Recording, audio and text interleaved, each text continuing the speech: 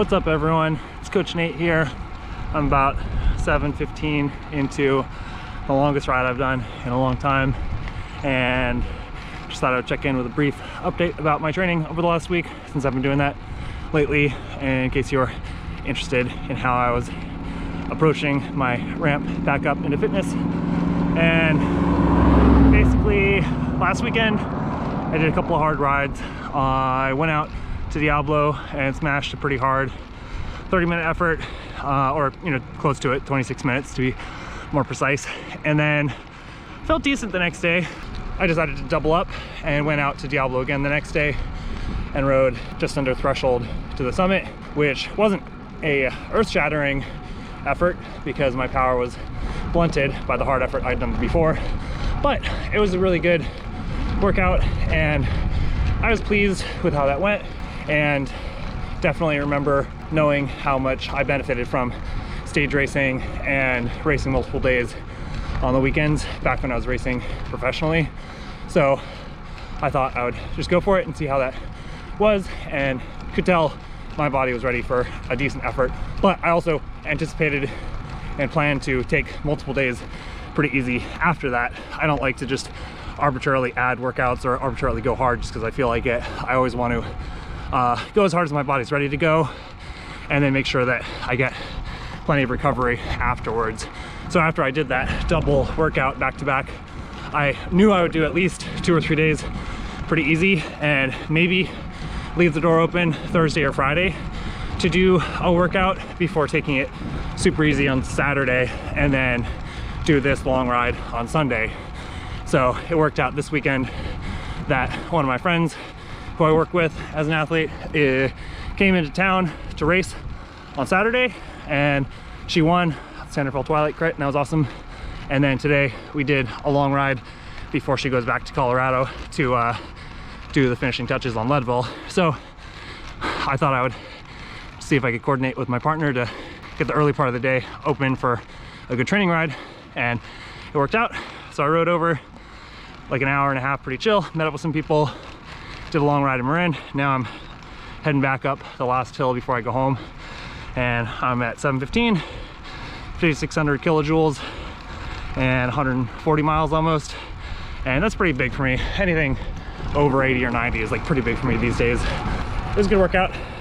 Today I mostly rode pretty steady, did some riding around threshold, or more like some riding at threshold, some riding pulling along the flats at a good tempo pace, and then late in the ride just cruising pretty steady.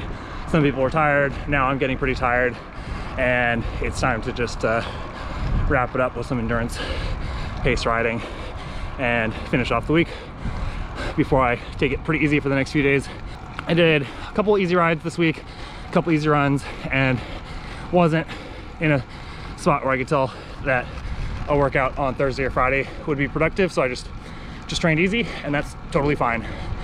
As much as I love to hammer and go hard, it's also good to just listen to your body and get enough recovery and rest when you need it. And lastly, just for today's ride, I went out with a couple bottles of mix, so about 400 calories there. I took 5 bars, about 600 calories, 6 gels, another 600 calories, so about 1,600 calories total. And right now, it looks like I'll finish at about 7,000 kilojoules for the day, so that's a pretty big day.